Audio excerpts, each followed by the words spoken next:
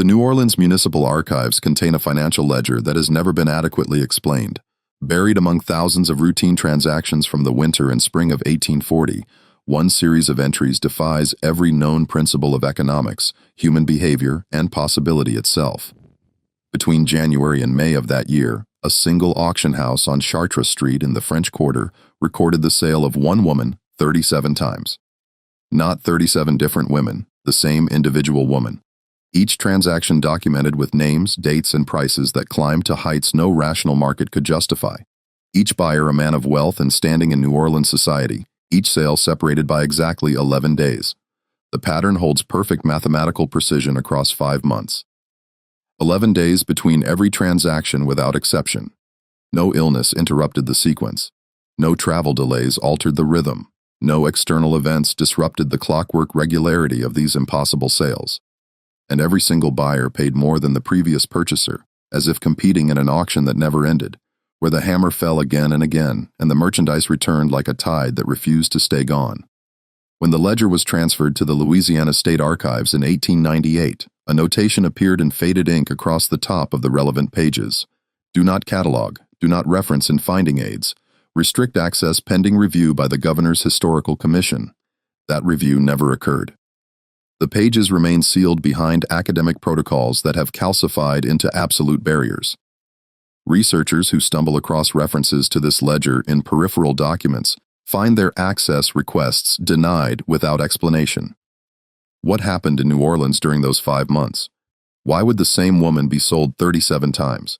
And what convinced every buyer to part with her after exactly 11 days, only to watch her return to auction where other men fought desperately to purchase what their predecessors had surrendered? The answers exist in testimony that was never meant to survive, in private journals that families destroyed when their contents became too dangerous to preserve, in letters that were burned, and in one extraordinary manuscript written by a man who witnessed every transaction and spent the rest of his life trying to understand what he had documented. Before we descend into the darkness of what transpired on Chartres Street, I want to invite you to subscribe to this channel and turn on notifications so you never miss these buried chapters of American history. The sealed room exists to uncover the stories that institutions tried to erase. And please leave a comment telling me where you are listening from. I love knowing that these forgotten truths are reaching people across different places and backgrounds. Now, let's examine what really happened in New Orleans in the winter of 1840. The city sprawled along the Mississippi River's crescent bend, its streets thick with humidity. Even in January, when northern cities froze solid, New Orleans operated according to rules that differed from the rest of America. French and Spanish legal traditions mixed with American territorial law. Creole society maintained hierarchies that outsiders found impenetrable, and the slave trade functioned with a brutality that surpassed even Charleston or Richmond, processing human beings through a market system that reduced life to inventory with ruthless efficiency. The auction houses clustered in the French Quarter, mostly along Chartres Street and nearby blocks where commerce flowed like the river itself. These establishments operated daily, except Sundays. Their business sustained by the endless demand for labor on sugar plantations upriver, cotton fields spreading across Louisiana's interior, and the vast domestic operations required by New Orleans' wealthiest families. Among these auction houses, one commanded particular respect from the city's elite. Maison de la Croix occupied a 3-story building with wrought iron balconies and thick walls that kept the interior cool even during summer's worst heat. The establishment had been founded in 1798 by Armand Diacroix, a French immigrant who built his business through reputation for discretion and accuracy. By 1840, the house was managed by his grandson, Etienne Delacroix, a methodical man of 36 who maintained ledgers with accounting precision that made his records admissible in legal proceedings throughout Louisiana. Etienne had inherited his grandfather's obsession with documentation. Every sale was recorded with comprehensive detail. Physical descriptions, ages, skills, prices, buyer information, seller credentials, dates, times, witnesses. His ledgers became reference documents for estate settlements, bankruptcy proceedings, and inheritance disputes. Judges trusted his records absolutely because in 15 years of managing Maison de la Croix, not one of his documented transactions had ever been successfully challenged in court. He employed 6 clerks who verified documentation before sales, inspected merchandise for accuracy of claimed abilities, and ensured every transaction complied with Louisiana's complex legal requirements regarding slave sales. The clerks worked under Etienne's direct supervision, and all of them understood that their professional reputations depended on maintaining the absolute accuracy that made Maison de la Aua the most prestigious auction house in the city. January 7th, 1840. Arrived with morning fog rolling off the Mississippi, thick enough to muffle sound and reduce visibility to a few feet. Etienne arrived at his office before dawn, as was his habit, reviewing the day's scheduled sales and confirming that all documentation was prepared. The morning promised to be routine. 3 estate sales involving household staff, 1 consignment of field workers from a Baton Rouge plantation, and several individual sales from owners who no longer required particular slave services. Shortly after the auction house opened, a man Etienne had never encountered before entered carrying papers and leading a woman whose appearance immediately commanded attention. The man identified himself as Christophe Lavo, representing interests in Natchez. He spoke French with an accent Etienne couldn't quite place, something that suggested European education, but with strange intonations that didn't match any region Etienne knew. Lavo's clothing was expensive but oddly styled, as if he dressed in garments from different decades, without awareness that fashions had changed. The woman stood with a bearing that suggested she'd never been enslaved. Her posture was too confident, her gaze too direct. She appeared to be in her late 20s, with features that could have been French, Spanish, African, or some combination that defied easy categorization. New Orleans was accustomed to complex ancestry, but something about her seemed to exist outside the usual categories the city imposed on people. Lavo placed papers on Eiten's desk. She had belonged to an estate in Natchez that dissolved following her owner's death without heirs. The documentation appeared legitimate, properly notarized, with seals Etienne recognized from Mississippi territorial records. He examined the papers carefully and found nothing irregular. "What is her name?" Etienne asked. "Marguerite," Lavo replied. "Skills and abilities fluent in French, English, Spanish, and several African languages." Etienne had never heard of. Educated in literature, mathematics, and music, experienced in household management, skilled in medicinal preparation and midwifery, literate in 4 languages, Etienne looked up from the papers. "These qualifications are extraordinary. She was owned by a wealthy planter who valued education," Lavo said calmly. "He invested considerably in her training, and now she is being sold because the estate must be liquidated. There are no heirs. Everything must be converted to currency for distribution according to Mississippi law." Etienne accepted this explanation because it aligned with procedures he understood. He recorded her details in his ledger with customary thoroughness. Approximately 28 years of age, female skills, as stated, notable features including unusual eyes that seemed to shift color depending on light and a distinctive mark on her right wrist. 3 small scars forming a pattern that looked deliberately created. He assigned her inventory number 4112 and scheduled her for that afternoon's auction. The sale would proceed after the estate lots were completed, giving prominent buyers time to inspect her and assess her claimed abilities. Word spread quickly through the French Quarter that Maison de la Croix was offering someone exceptional. By early afternoon, the auction house had filled with planters and merchants who normally sent agents to handle purchases. Etienne recognized faces he'd never seen at actual auctions, men whose wealth was so vast they didn't involve themselves in routine business. The Leva family, who controlled sugar plantations spanning thousands of acres. The Marquis de Boré, whose innovations in sugar processing had made him one of Louisiana's richest men. Alexandre Lebrun, whose banking operations financed half the commerce flowing through New Orleans. The bidding began at $500, already 3 times the typical price for even highly skilled slaves. Within minutes, it reached $2,000. Etienne watched carefully, noting the intensity with which these men competed. They weren't calculating potential profit or productivity. They were driven by something else, some need to possess this particular woman that transcended economic logic.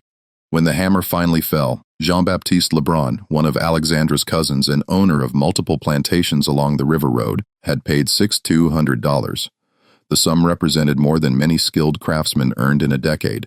It exceeded the price of prime field hands by factors of 10 or 12. Etienne documented the sale precisely. Buyer's name, price, date, time, witnesses. Labranche signed the paperwork and arranged for Margaret's transport to his plantation that evening. He departed with the satisfaction of a man who believed he'd acquired something truly valuable. 11 days later, on January 18th, Christophe Lavo returned to Maison de Oqua. He was leading the same woman. He carried fresh papers documenting his authority to sell her on behalf of Jean-Baptiste Lab branch. Etienne's professional composure, maintained through thousands of transactions over 15 years, fractured completely. Monsieur Lavu, I personally witnessed Monsieur Lebrun purchase this woman less than 2 weeks ago. He paid more than $6,000. The transaction is documented in my ledgers with complete accuracy. Lavu's expression remained neutral. Monsieur Lebranche has decided she does not suit his requirements. He has authorized her resale. All documentation is properly executed. Etienne examined the papers. Lebranche's signature appeared authentic. The legal language was correct. A notary seal he recognized confirmed the authorization. Slaves were property, and property could be sold repeatedly if owners chose. No law prohibited this, yet every instinct Etienne had developed through 15 years in this business screamed that something was profoundly wrong. Missy Lab branch paid an extraordinary sum, Etienne said carefully. It seems impossible that he would make such an error in judgment about her suitability. Nevertheless, Laval placed additional papers on the desk. Here is his written statement explaining his decision. You'll find it properly notarized. Etienne read the statement. The language was formal but vague. After careful consideration, I have determined that the acquisition does not meet the specific requirements of my household operations. I authorize her immediate resale through whatever channels Monsieur Lavo deems appropriate. The phrasing felt rehearsed, as if Lebranche had been instructed what to write, but the signature was legitimate and the notarization valid. Etienne accepted the consignment because refusing would require explaining suspicions he couldn't articulate based on evidence he didn't possess. The second auction occurred on January 21st. This time bidding opened at $3,000 and climbed even more rapidly. Etienne noticed that Jean-Baptiste Lebranche was not present, though several other Lebranche family members bid aggressively. Ultimately, Dominique Yu, a former associate of the pirate Jean Lafitte, who had parlayed his war heroism into respectability and wealth, purchased Marguerite for $7,800. Exactly 11 days later, on February 1st, Christophe Lavo returned with Marguerite and papers authorizing resale on behalf of Dominique Yu. By the fourth sale, patterns had emerged that Etienne documented with increasing alarm. Every buyer was a man of significant wealth and social standing. Every transaction occurred exactly 11 days after the previous sale. Every price exceeded what the buyer before had paid, and every authorization for resale used nearly identical language about unsuitability for the buyer's requirements.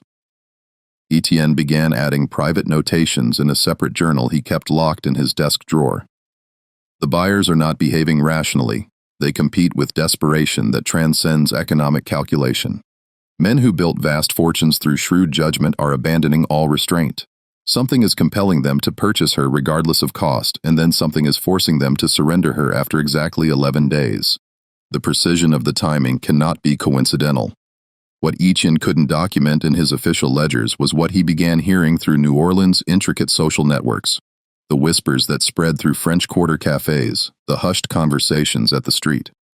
Louis Cathedral after Mass, the rumors that circulated through banking houses and law offices. Jean-Baptiste Lebrun had withdrawn from society entirely. His wife had moved to their city residence, refusing to return to the plantation.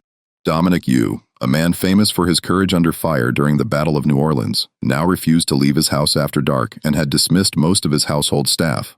The third buyer, Celeste Marinier, from one of the city's oldest Creole families, had sold property to cover mysterious debts that shouldn't have existed given his family's wealth.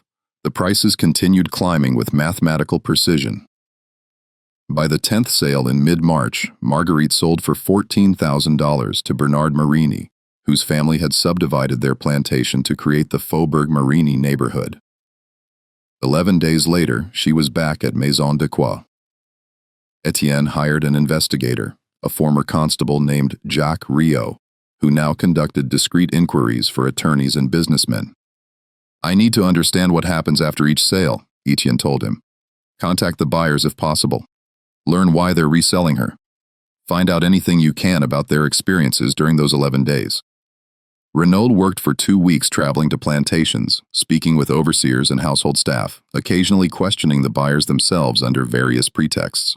What he reported back confirmed Etienne's worst suspicions that something impossible was occurring. Not one of them keeps her longer than 11 days exactly, Rio said, spreading his notes across Etienne's desk after hours. Most don't even wait that long to begin the resale process. They contact Lavo within days of the purchase, but the transaction doesn't complete until day 11. I spoke with Dominique Yu's housekeeper, a woman who's been with his household for 30 years. She said, "Monsieur, you spent hours locked in his study with Marguerite. She could hear conversation through the door. Not arguments, not raised voices, just talking hour after hour after hour. When Monsieur finally emerged, he looked, in her words, like he'd aged 20 years overnight."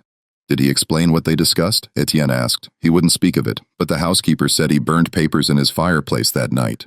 Letters, documents, things he'd kept for decades. She saw him weeping as he fed them to the flames, and the others similar accounts. Celeste Marinier locked himself in his library with her for 2 full days. Servants left food outside the door. When he finally came out, he'd made arrangements to free 6 of his slaves, specific individuals he'd owned for years. Then he immediately authorized her resale. Bernard Married dismissed his overseer, the man who'd managed his operations for 15 years, just sent him away with a year's wages and no explanation. Rio continued his investigations, and each report deepened the mystery rather than resolving it. "There's something else," the investigator said during their next meeting. "I tried to trace Christophe Lavo's background. Can't find any record of him operating in Natchez or anywhere else in Mississippi before January. No business registration, no property holdings, no family connections.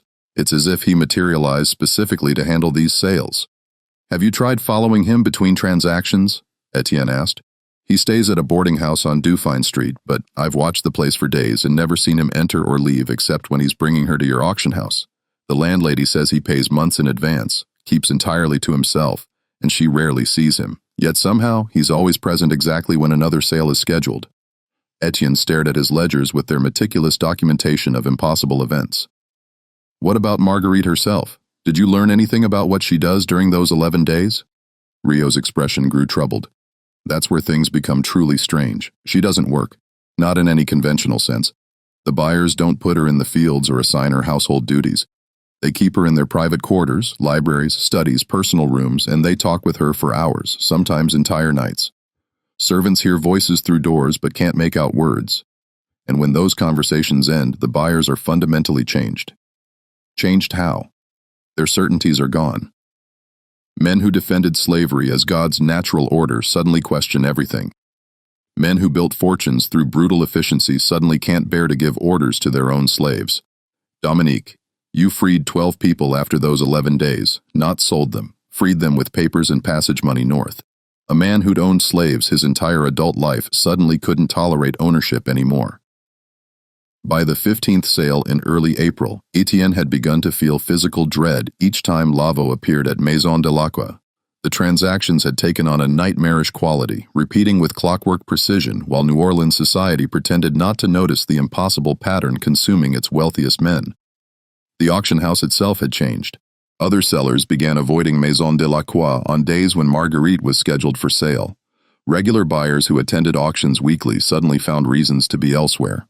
Only those compelled by whatever dark fascination drove them to compete for her appeared on those days, and the atmosphere in the room felt charged with something Etienne couldn't name.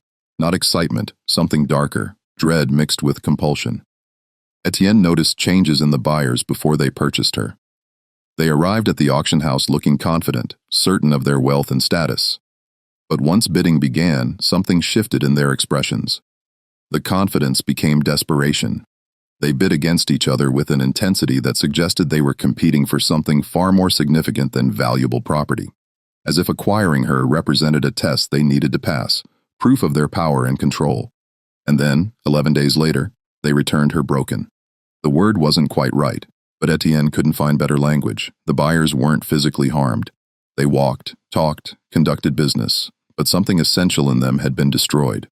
Their certainty about their place in the world, their comfortable participation in systems that had enriched them, their ability to ignore the human cost of their wealth.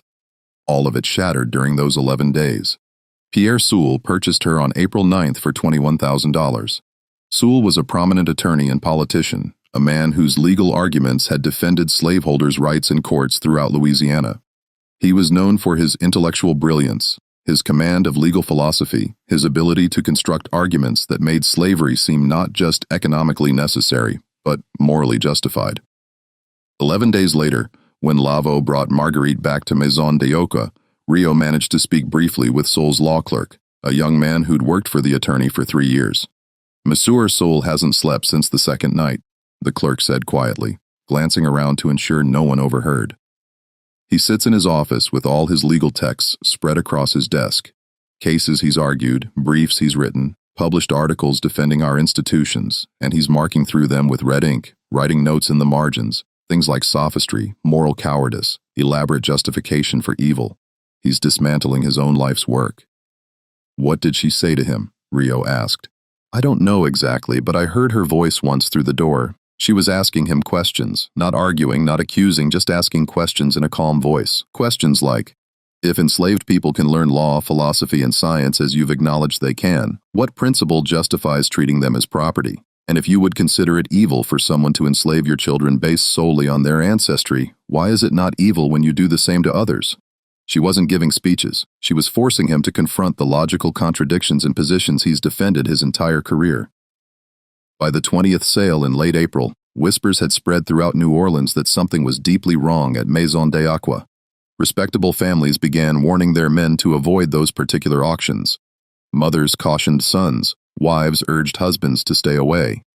But the warnings only seemed to increase the compulsion for certain men to attend. Etienne recognized the psychology. The warnings transformed the auctions into tests of courage and will.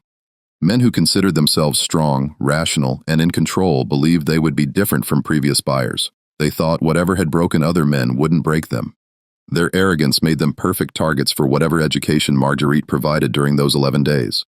The prices climbed beyond any rational relationship to human value. $25,000, $30,000, $35,000.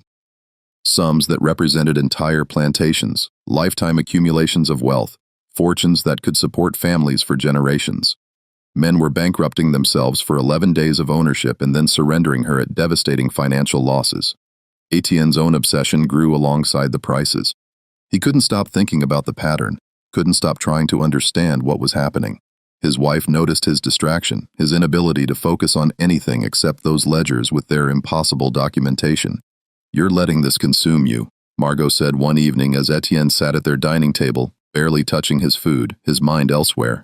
Whatever is happening with those sales isn't your responsibility. You're just documenting transactions.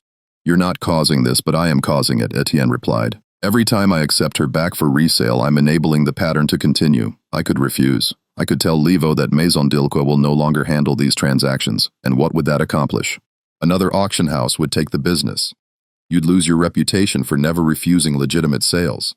Your competitors would benefit from your principles. She was right, and Etienne knew it.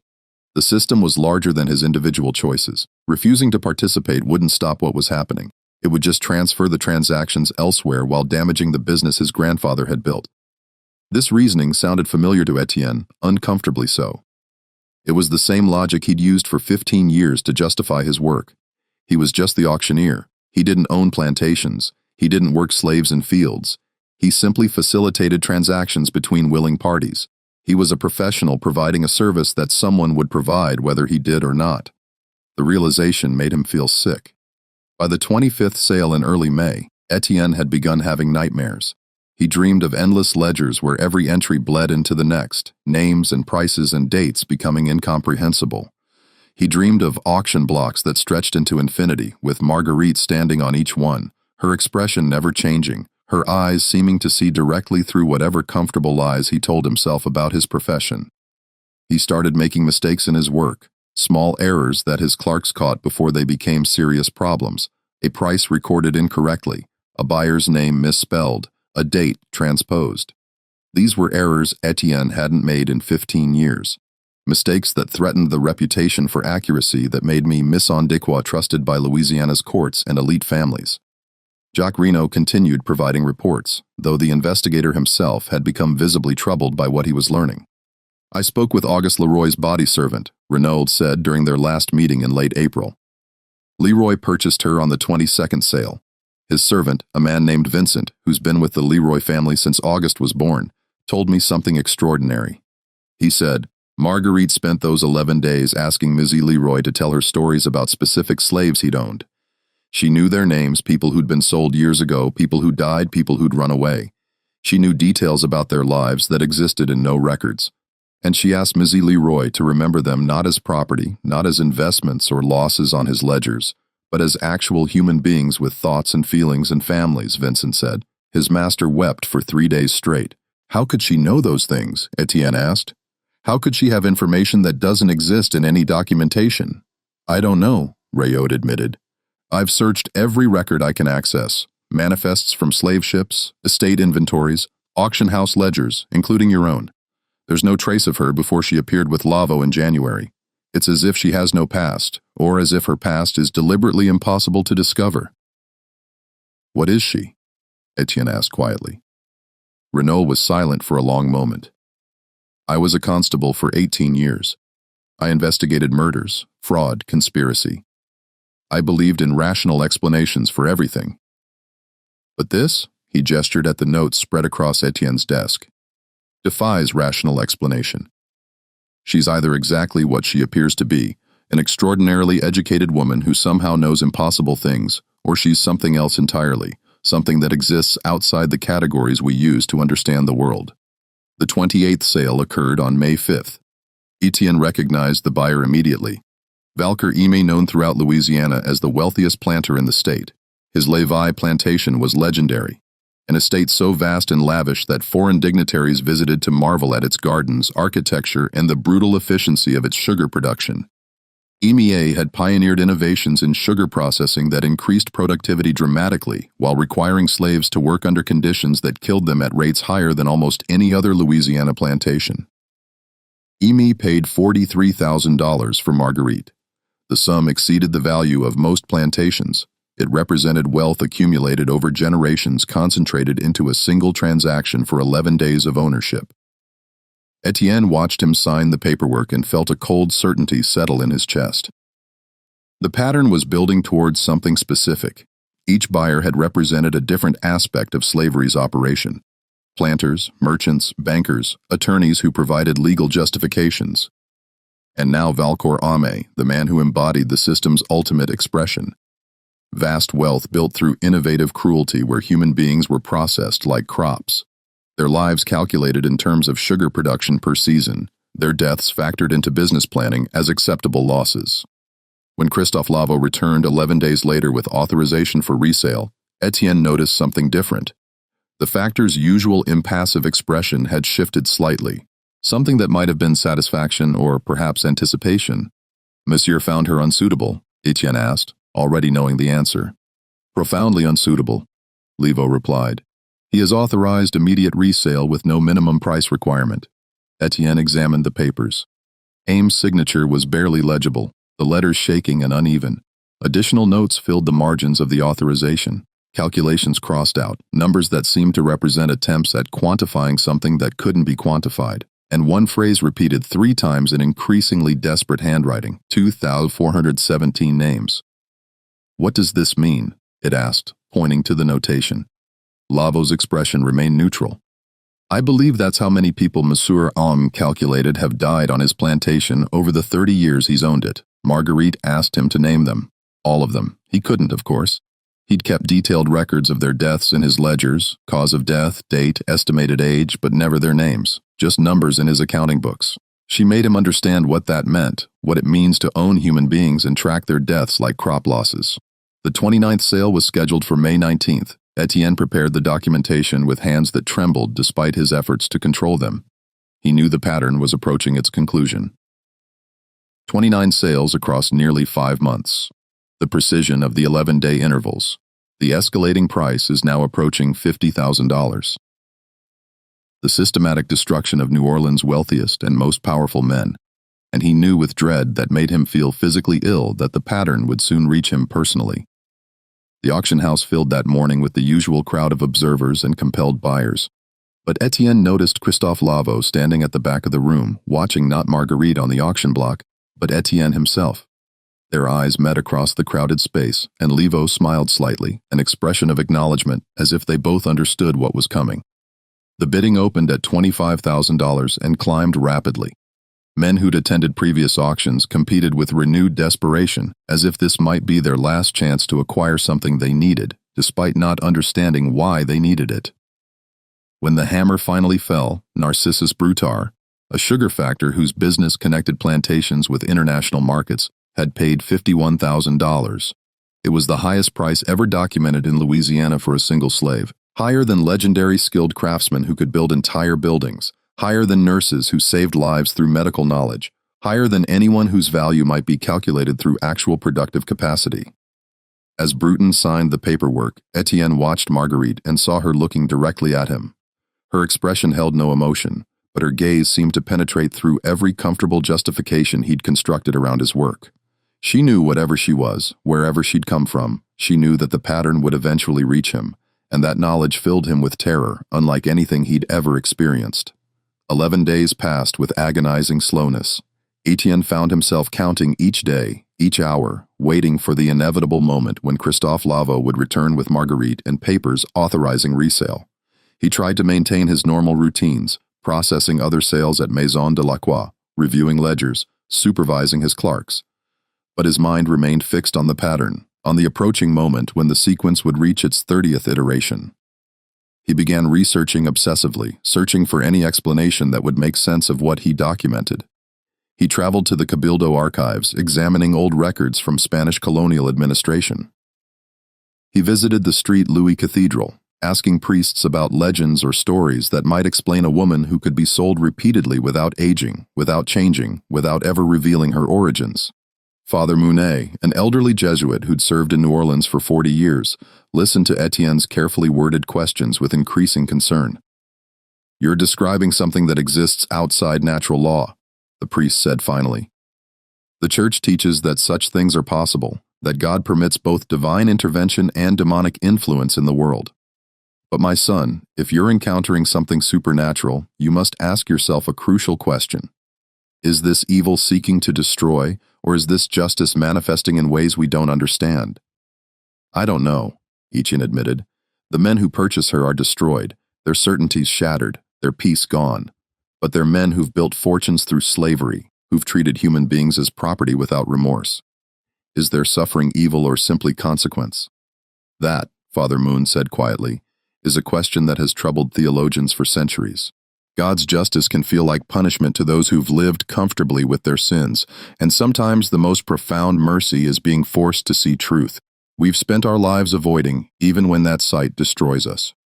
On May 30th, exactly 11 days after Naris Bruton's purchase, Christophe Lavo returned to Maison de la Croix. He led Marguerite through the entrance and placed papers on Etienne's desk with the same calm efficiency he displayed through 29 previous transactions.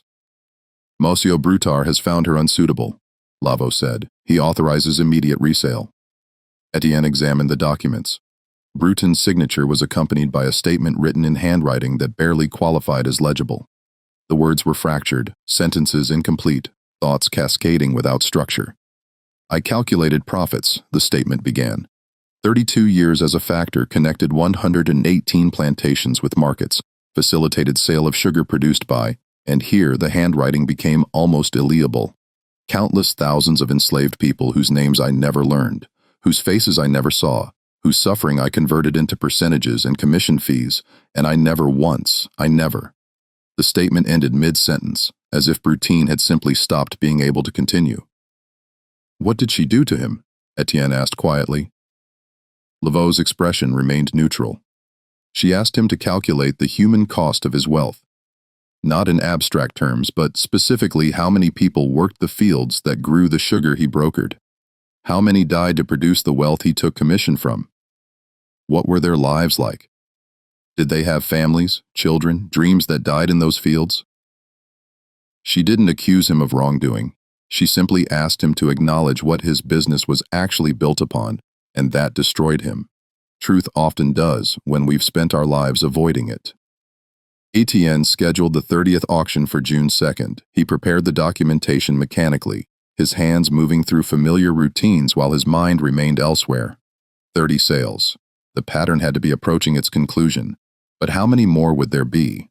And when would it reach him personally? The answer came sooner than he expected.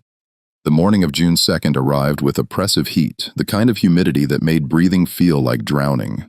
The auction house filled early with buyers and observers, men drawn by rumors of the extraordinary prices being paid, by whispered stories of previous buyers' transformations, by the dark fascination that had surrounded these sales for 5 months. Etienne took his position at the front of the room, opened his ledger to a fresh page, and prepared to begin the auction. But before he could speak, Christophe Lavo stepped forward from where he'd been standing near the entrance. "Monsieur Delacroix," Lavo said, his voice carrying clearly through the crowded room. "Before we proceed with this sale, I have a proposal to make." The room fell silent.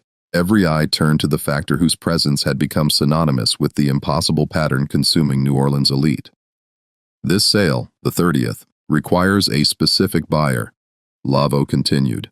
"Someone who has documented every transaction meticulously. Someone who has facilitated these sales while maintaining careful distance from personal responsibility. Someone who has profited from this system while telling himself he's simply a professional conducting business." Ice formed in Etienne's stomach. He knew what was coming, had known for weeks that the pattern would eventually reach him, but hearing it spoken aloud in front of dozens of witnesses made it real in a way that anticipation hadn't. "You're suggesting I purchase her?" Etienne said, keeping his voice steady through sheer force of will. "I'm not suggesting," Lavo replied. "The pattern requires it. You've watched 29 men go through this process. You've documented their destruction with the same precision you document everything. Now it's your turn to experience what you've been recording." "I'm the auctioneer," Etienne said. "I don't purchase merchandise. I don't have the capital available for these prices." "You have assets," Lavo said calmly. "This building, your business, your grandfather's reputation. Various banks would extend credit against those holdings. You could arrange financing within 48 hours if you chose." "Why would I choose to do so?" Etienne demanded. "I've watched 29 men purchase her and regret it. I've documented the damage these transactions have caused. I have no desire to become the 30th victim of whatever you've orchestrated." Marguerite spoke for the first time in Etienne's presence since that initial morning in January. Her voice was educated and precise, with an accent that seemed to shift between French, Spanish, and something else entirely. "Because you've spent 15 years facilitating the sale of human beings while maintaining meticulous records that allow you to pretend you're not responsible for the suffering those sales cause.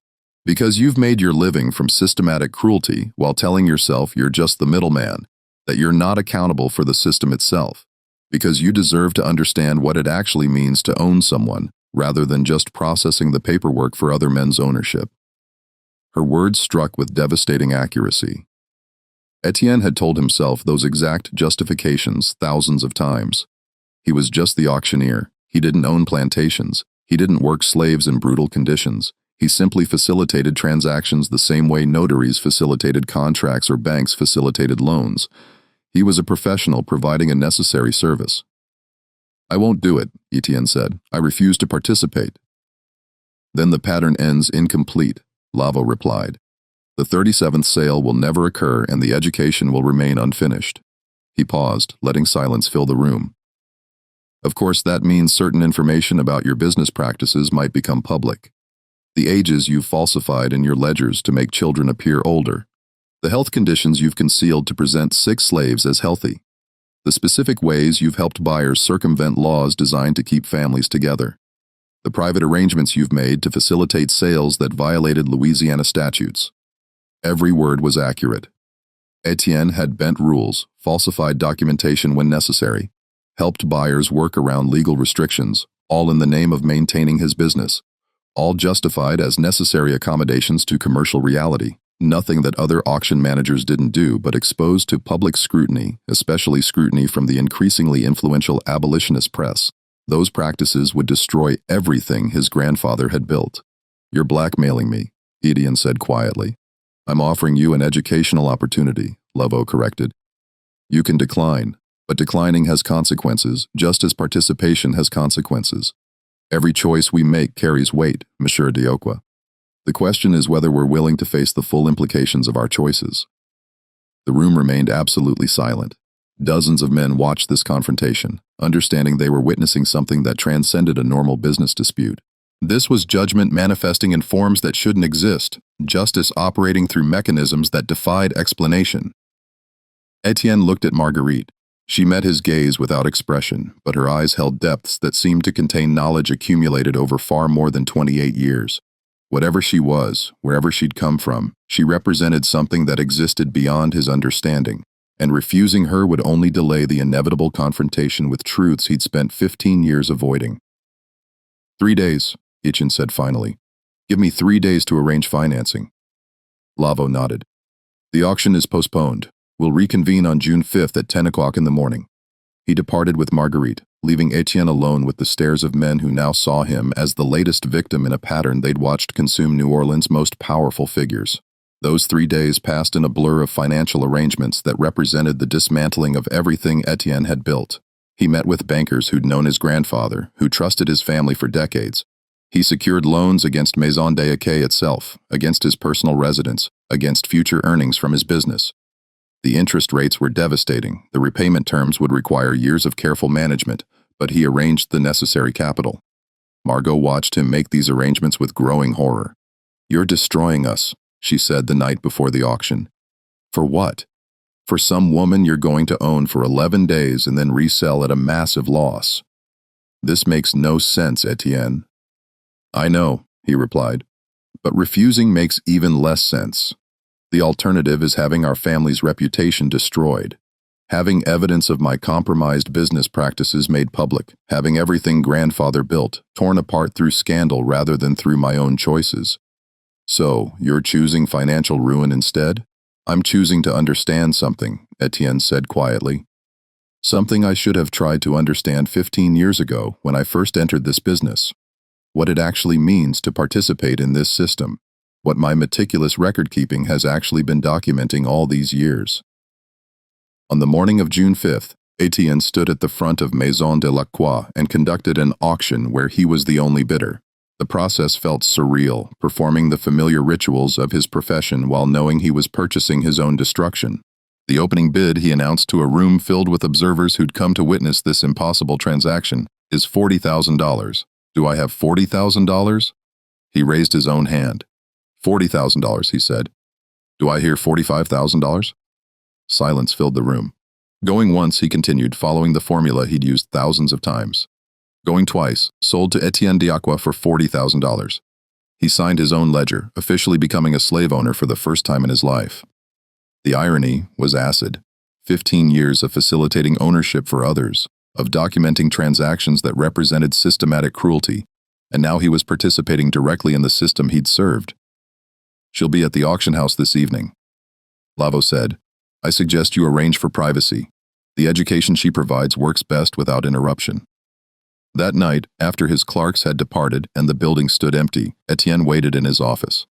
Marguerite arrived exactly at dusk, led by Lavo, who departed immediately, leaving them alone in the 3-story building that represented Etienne's entire professional identity. "Sit down, Monsieur de l'Aquet," she said. "We have 11 days together. That should be sufficient time to discuss what you've accomplished during your career." She began with simple questions. How he'd entered the auction business, what his first sale had been like, whether he remembered the names of specific individuals he'd sold. The questions seemed conversational at first, the kind of inquiry anyone might make about someone's profession. But gradually the questions became more specific. She asked about particular transactions. A family of 5 sold separately to different buyers because separating them increased total sale value. An elderly woman sold as healthy when Etienne knew she was dying of consumption. A young girl of perhaps 12 years whose age he'd recorded as 16 to circumvent laws about selling children. "I have excellent memory," Marguerite said calmly. "I've made it my business to learn about your career, Monsieur d'Aquet. Your ledgers are comprehensive, but they don't tell complete stories. Shall we discuss what those transactions actually meant? Not in terms of prices and commission percentages, but in terms of human experience." And she did discuss them one by one. She recited names, ages, descriptions. She described families torn apart, children sold away from mothers, elderly slaves disposed of when their productivity declined. She knew details that shouldn't have been accessible to her. Private information from buyer correspondence, from whispered conversations Etienne thought no one had overheard, from records that should have been impossible for her to access. She spoke for hours, her voice never rising, never accusing, simply recounting facts with relentless precision. And as dawn approached, Etienne sat in his chair, no longer maintaining the professional composure he'd prided himself on for 15 years. The accumulation of those facts, the systematic documentation of his complicity in systematic cruelty, stripped away every justification he'd built. You told yourself you were just facilitating commerce, Marguerite said as first light began filtering through his office windows. That you weren't responsible for the system, that if you didn't do this work, someone else would. These are the justifications every participant in evil uses. The guard who says he's just following orders. The clearer who says he's just processing forms. The auctioneer who says he's just recording transactions. I didn't create slavery, Etienne said weakly. I didn't invent this system. No, she agreed. But you perfected it. You made it more efficient. You created records so accurate that courts trusted them absolutely, which gave the entire system additional legitimacy. You turned human suffering into neat columns in ledgers, and you profited from it while maintaining the fiction that you were somehow separate from the evil you were facilitating. Your grandfather built this business on blood, and you inherited it without ever questioning what that inheritance actually meant. The 11 days that followed were the longest of Etienne Delacroix's life. Marguerite didn't stop with that first night. Each evening after his clerks departed and the auction house emptied, she returned to his office and continued the education she'd begun. She recited names, thousands of them, people Etienne had sold over 15 years, individuals he'd reduced to entries in his ledgers, human beings he'd transformed into inventory numbers and price calculations. She knew details about each one, where they'd come from, who they'd been separated from, what had happened to them after he'd facilitated their sale. A boy named Thomas, she said on the third night, 8 years old when you sold him in October of 1837. His mother begged you not to separate them. She offered to work for reduced price if her buyer would take her son as well. You told her that business didn't work that way, that buyers purchased what they needed, not what slaves wanted. Thomas was sold to a sugar plantation upriver. He died of fever 6 months later. His mother never learned what happened to him.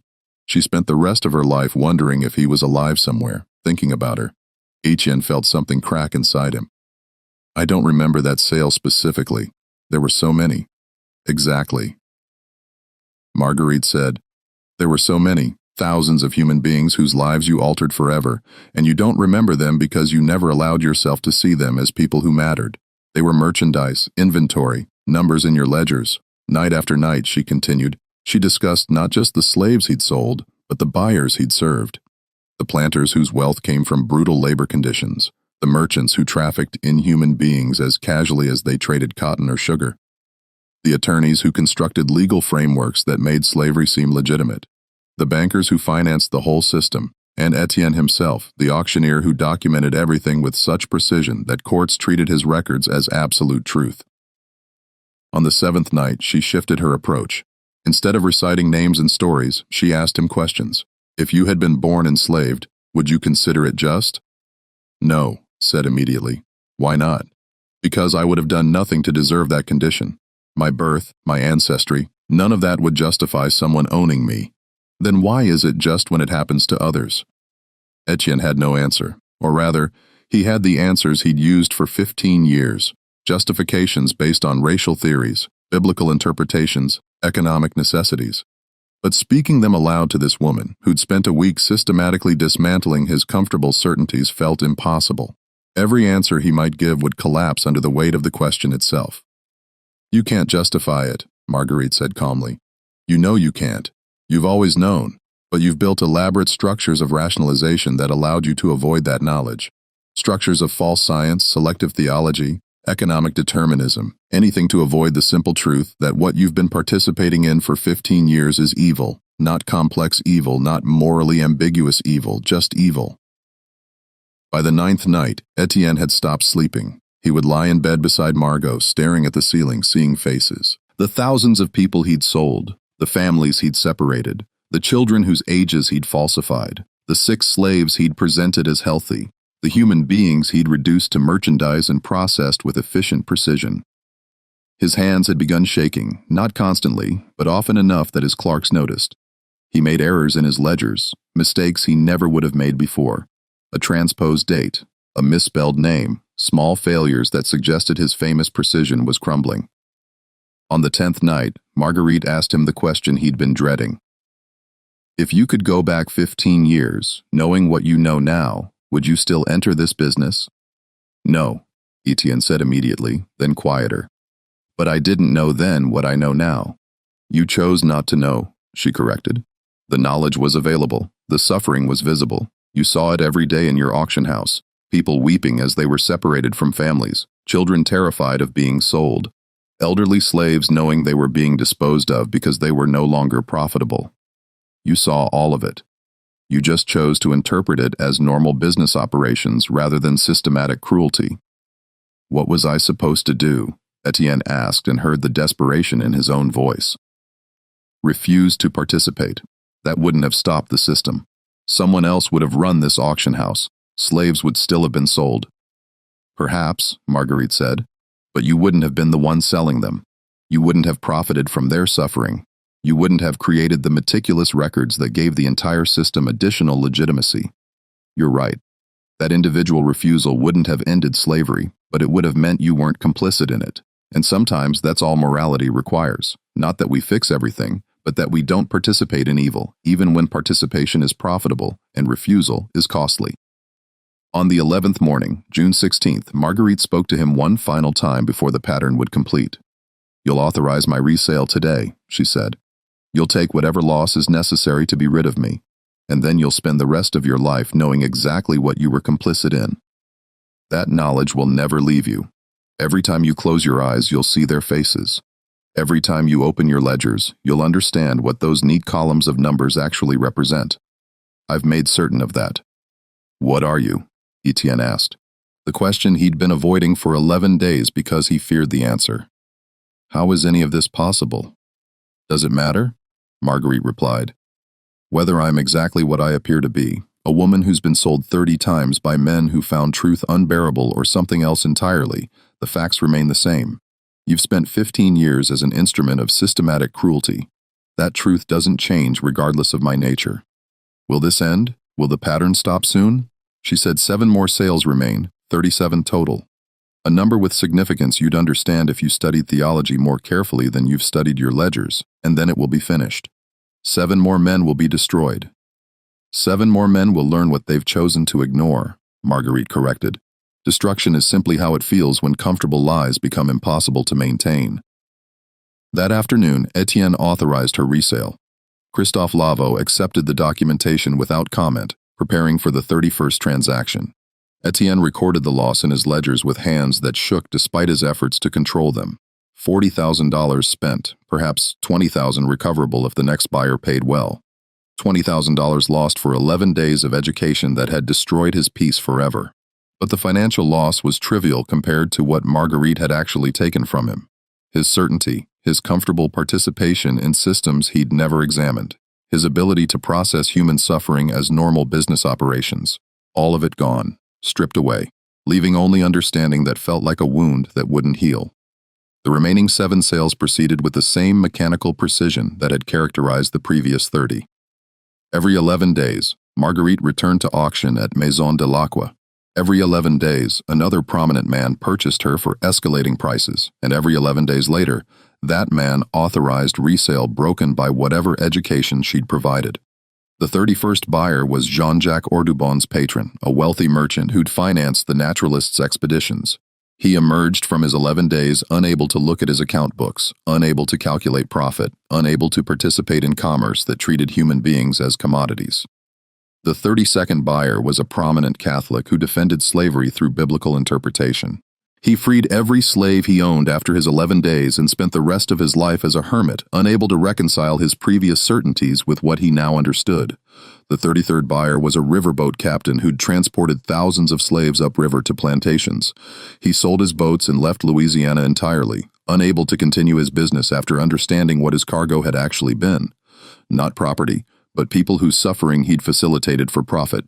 By the 35th sale in late July, New Orleans society had begun to fracture under the weight of the pattern. Too many prominent men had been affected, too many families disrupted, too many fortunes damaged. Whispers circulated about curses and divine judgment, about God's punishment for the city's sins, about supernatural forces manifesting to destroy slavery's defenders.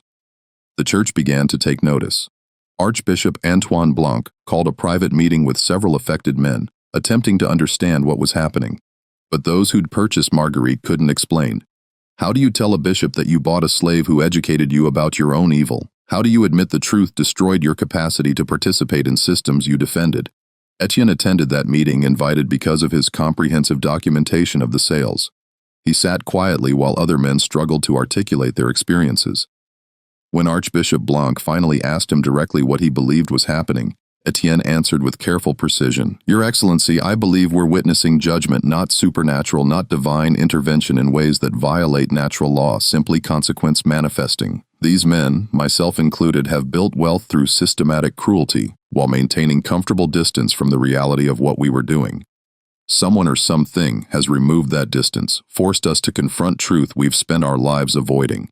And confronting that truth has destroyed our ability to continue participating in evil while telling ourselves we're not responsible for it. And you believe this is just," the Archbishop asked, "that men should be destroyed this way?" "I believe," Etienne said slowly, "that participating in slavery destroys something in us, makes us capable of treating human beings as property, of calculating the monetary value of children, of separating families for profit. What's happening now isn't destruction, it's revelation. We're finally seeing what we've always been, and seeing that clearly is unbearable." The 36th sale occurred on August 9th. The buyer was Laurent Millardon, one of New Orleans' wealthiest bankers, a man whose financial operations had funded plantation purchases across Louisiana. He paid $63,000, the highest price yet recorded in Etienne's ledgers. 11 days later, Christophe Levo returned with authorization for the final sale. Etienne looked at the papers with a mixture of relief and dread. 37 sales. The pattern was approaching completion, but who would be the final buyer? What made that particular transaction the ending point? The answer came on August 23rd when the auction house filled with a crowd larger than any previous sale. Men who'd attended sporadically throughout the 5-month sequence now appeared with the understanding that they were witnessing something historically significant. This would be the final transaction in a pattern that had consumed New Orleans elite for months. Etienne took his position at the front of the room. Before he could begin, Christophe Levo stepped forward. "This final sale," Levo said, his voice carrying through the crowded room, "requires someone who represents the culmination of this education. Someone whose position embodies everything this system has created. Someone whose family has defended slavery not just through ownership, but through political power, legal philosophy, and the construction of moral justifications that have poisoned generations." The room's atmosphere shifted. Men looked around trying to determine who Levo was describing. Then the door opened and everyone understood. Judah P. Benjamin entered Maison de l'Aqua with the confidence of a man accustomed to being the most intelligent person in any room. At 39 years old, he'd already established himself as one of Louisiana's most brilliant attorneys and rising political figures. He would later serve as Secretary of State for the Confederacy. But in August of 1840, he was simply a lawyer whose legal arguments defending slavery were considered intellectually unassailable. Benjamin surveyed the room, his expression calculating. He'd heard about the pattern, about the impossible sales and the destruction of buyers, but he'd also studied the documentation, examined the legal framework, and concluded that whatever was happening operated within natural law, and if it operated within natural law, it could be understood, controlled, and ultimately mastered through superior intellect. "Shall we proceed?" Benjamin asked, his tone suggesting amusement at the dramatic atmosphere. The bidding opened at $50,000. Benjamin raised his hand immediately. "60,000, he said calmly. No one else bid. The room understood that Benjamin had claimed this purchase, that challenging him would be futile. He possessed wealth sufficient to outbid anyone present, and more importantly, he possessed certainty that he would be different from previous buyers. "Going once," Etienne said, following the familiar formula. "Going twice, sold to Judah P. Benjamin for $60,000. Benjamin signed the papers with a flourish. His signature was bold and confident, the handwriting of someone who'd never doubted himself. "Have her delivered to my residence this evening," he said. "I'm curious to experience whatever education destroyed lesser men." That evening, Marguerite was transported to Benjamin's home on Bourbon Street, and for 11 days New Orleans waited to see if its most brilliant legal mind could withstand what 36 other men hadn't. Jacques Rio, the investigator who'd been tracking the pattern since April, managed to place an informant in Benjamin's household, a free man of color, who worked as Benjamin's cook and who agreed to report on what he observed. The reports were fragmentary, but revealing. Benjamin and Marguerite spent hours in his private library. Raised voices could be heard occasionally, not anger but intense intellectual debate.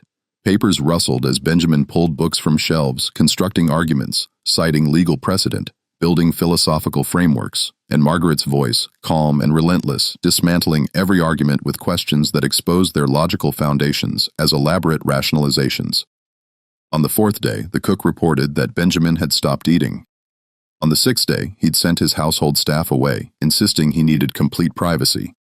On the eighth day, neighbors reported seeing Benjamin pacing his balcony at 3 o'clock in the morning, talking to himself, his hands gesturing as if arguing with invisible opponents. On the 11th morning, September 3rd, Benjamin emerged from his residence, looking like he'd aged 20 years. He went directly to Maison de la Croix, where Etienne waited with the documentation for Margaret's resale authorization. "She must be removed immediately," Benjamin said. His voice, usually commanding and precise, sounded hollow. "I cannot. The things she knows, the arguments she makes, I've spent my entire career constructing legal and philosophical justifications for slavery. I've built what I believed was an intellectually unassailable position, and she's shown me with perfect logical clarity that every argument collapses. Every justification is simply sophisticated self-deception. Every philosophical framework I've constructed is designed to let me profit from evil while telling myself I'm engaged in something morally defensible." He signed the authorization with shaking hands. Then he looked at Etienne directly. "You've documented all of this. 37 sales. Do you understand what we've actually been recording? Not business transactions, confessions, evidence of systematic evil documented with such precision that future generations will be able to see exactly what we were, exactly what we chose to participate in, exactly how we rationalized the irrational." Etienne accepted the papers. "The 37th sale," he said quietly. "The pattern is complete." Benjamin nodded slowly. "She told me it would end now. That 37 men would learn what they'd chosen to ignore, and then she would be finished. Whatever she is, wherever she came from, her purpose here is complete." "What will you do now?" Etienne asked. Benjamin laughed, a sound devoid of humor. "What can I do? I can't unknow what I've learned. Can't unsee what she's made me see. I'll continue my career because I have no other skills. But every legal argument I make will feel like complicity. Every case I take will remind me of the truth I can't escape. She's destroyed my ability to participate in the system without understanding exactly what I'm participating in, and that understanding will torture me until I die." He departed, leaving Etienne alone with Christophe Lavaux and Marguerite. "It's finished then?" Etienne asked.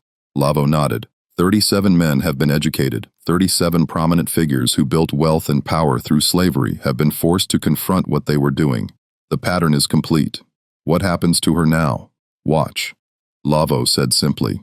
Marguerite stood in the center of Maison Dilqua's main auction room, the space where thousands of human beings had been sold over decades, where Etienne's grandfather had built a business on systematic cruelty, where Etienne himself had spent 15 years processing human suffering as normal commerce.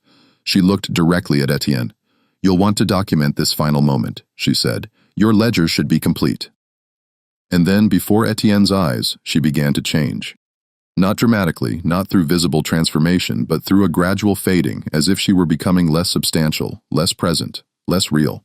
Within moments, she had vanished entirely, leaving only empty space where she'd been standing. Christophe Lavaux smiled slightly. "The education is complete," he said. 37 men have learned truths that will haunt them forever, and the evidence of what happened will remain in your ledgers, Monsieur Diacre, documented with the precision you're famous for. Future generations will be able to see exactly what occurred here, exactly what slavery required of those who participated in it, exactly what happened when those people were forced to confront the reality of their choices." He turned toward the door. "I suggest you preserve those records carefully. They're historically significant." "Wait," Etienne called. "What was she? Where did she come from?" Lavaux paused in the doorway. "Does it matter? She was exactly what New Orleans needed. A mirror that couldn't be avoided. Truth that couldn't be rationalized away.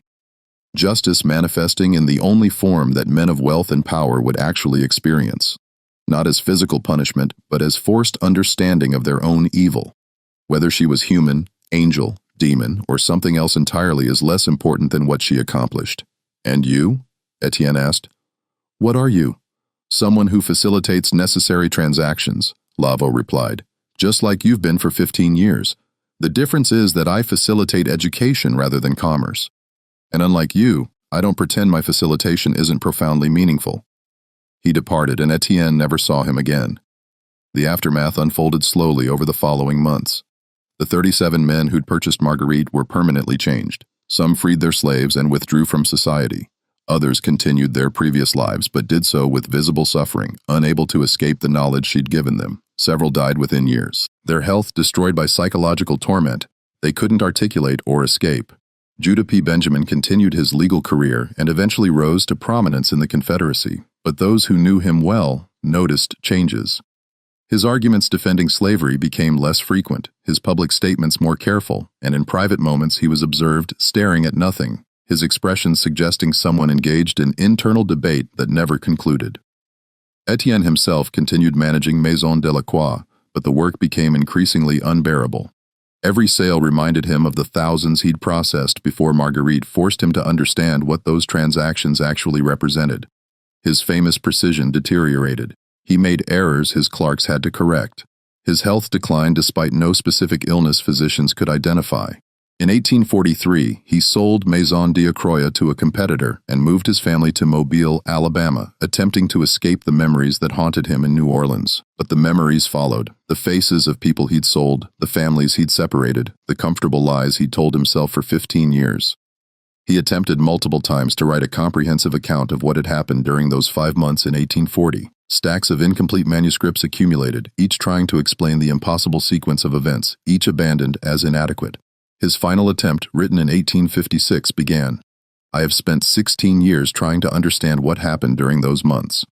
Whether Marguerite was exactly what she appeared to be, an extraordinarily educated woman who somehow gained power over New Orleans' elite, or something beyond human comprehension, remains unclear. What is certain is that 37 men, myself included, learned truths about ourselves that destroyed our peace permanently. We were educated about complicity, about the specific ways we'd chosen to profit from systematic cruelty while maintaining comfortable self-images. That education, clears throat, was more destructive than any physical punishment could have been. The manuscript ended mid-sentence. Etienne died of heart failure in 1857 at age 53. His final words reportedly being names. Dozens of names. People he'd sold decades earlier, their identities flooding back in his final moments. His ledgers from Maison Delacroix survived him. The new owner maintained them as valuable business records, and they eventually passed to the Louisiana State Archives. But when archivists cataloged them in 1898, they noticed the anomalous entries from 1840. 37 sales of the same woman over 5 months, prices that defied economic logic. Buyers, including some of Louisiana's most prominent historical figures, concerned about how these records might be interpreted, particularly by northern publications still processing Reconstruction's aftermath, officials quietly restricted access. The ledgers were placed in special archives requiring gubernatorial approval that was rarely granted and eventually became impossible to obtain as bureaucratic procedures calcified around the restriction. Researchers who stumble across references to the pattern in peripheral documents find their access requests denied without explanation. The official position, when pressed, suggests clerical errors or confusion between similar individuals, but Etienne Delacroix built his reputation on precision. His records show no evidence of the sloppy record-keeping that would produce such fundamental mistakes. What remains are whispers and fragments, a mention in a private letter from 1842 describing the strange woman who was sold repeatedly in New Orleans. A notation in a plantation ledger referencing purchased property that brought unbearable knowledge. A diary entry from a prominent attorney's wife describing her husband's descent into depression after acquiring a slave who asked questions that destroyed his certainty about everything he believed. The truth sits sealed in Louisiana's archives. Pages of meticulous documentation showing that for 5 months in 1840, something manifested in New Orleans that shouldn't have been possible. A woman who was sold 37 times. Conversations that lasted 11 days and destroyed men's ability to participate in evil with comfortable distance. Justice taking forms that transcended normal human experience. Some scholars who've investigated the edges of this story suggest explanations. Perhaps Marguerite was an extraordinarily educated free woman of color who was illegally enslaved and found ways to psychologically manipulate her buyers into releasing her. Perhaps the pattern was coincidence. Multiple women confused in records, clerical errors that created the appearance of impossibility. But these explanations collapse under examination. Free women of color in New Orleans maintained documented lives, birth records, property holdings, family connections.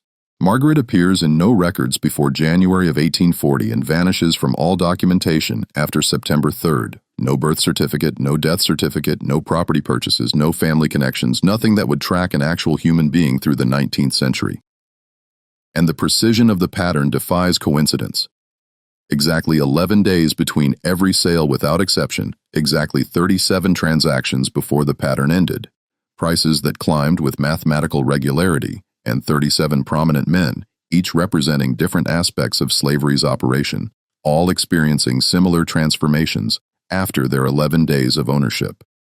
The simplest explanation and the most disturbing is that events occurred exactly as documented. That for 5 months in 1840, 37 men who profited from slavery were forced to truly understand what they were participating in. That education destroyed them more thoroughly than any violence could have. And that somewhere in Louisiana's restricted archives lies proof that sometimes justice manifests in forms we can barely comprehend, operating through mechanisms that defy our categories while leaving evidence documented with precision that can't be dismissed. What happened to Marguerite after she faded from existence in Maison de la Croix? Did she move to another city, another auction house to educate another group of men who needed to understand the truth of their choices? Or did she simply cease to exist once her purpose in New Orleans was complete? The archives remain sealed. The pages documenting those 37 sales sit behind bureaucratic barriers that have become absolute through decades of calcification. And if you ask historians who specialize in antebellum Louisiana about the impossible pattern from 1840, most will tell you that no such documentation exists in accessible collections. But among serious scholars, questions persist. How could one woman be sold 37 times in 5 months? How could impossible documentation pass legal scrutiny from trained professionals whose careers depended on accuracy? What actually happened during those 11-day periods that transformed powerful men into broken shells of their former selves?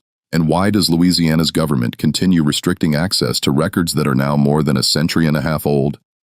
The answers exist. They're documented with the meticulous precision that Etienne Delroy was famous for. Every sale recorded, every buyer identified, every price documented, every consequence cataloged. The evidence sits waiting for someone with sufficient authority and courage to demand access. Waiting to reveal that in 1840, New Orleans experienced something that shouldn't have been possible. That justice sometimes takes forms we don't expect. That truth, when it can't be avoided, destroys comfortable lies more thoroughly than any weapon. And that somewhere in those sealed archives lies documentation of the most coveted slave ever auctioned in New Orleans. A woman who was purchased 37 times, who educated 37 men about the evil they participated in, who destroyed their peace by forcing them to see clearly what they'd spent their lives avoiding, and who vanished the moment her purpose was complete, leaving only questions that Louisiana's authorities have spent more than a century refusing to answer. What do you believe happened in New Orleans during those 5 months? Was Marguerite exactly what she appeared to be, or something that exists beyond our understanding? Leave your thoughts in the comments below. If this story gave you something to think about, subscribe to The Sealed Room and turn on notifications so you never miss these buried chapters of American history. Share this with someone who appreciates dark truths that institutions tried to erase. And I'll see you in the next video where we'll uncover another secret that powerful people spent generations trying to keep hidden. Trying to keep hidden. Trying to keep hidden. Trying to keep hidden. Trying to keep hidden. Trying to keep hidden. Trying to keep hidden. Trying to keep hidden.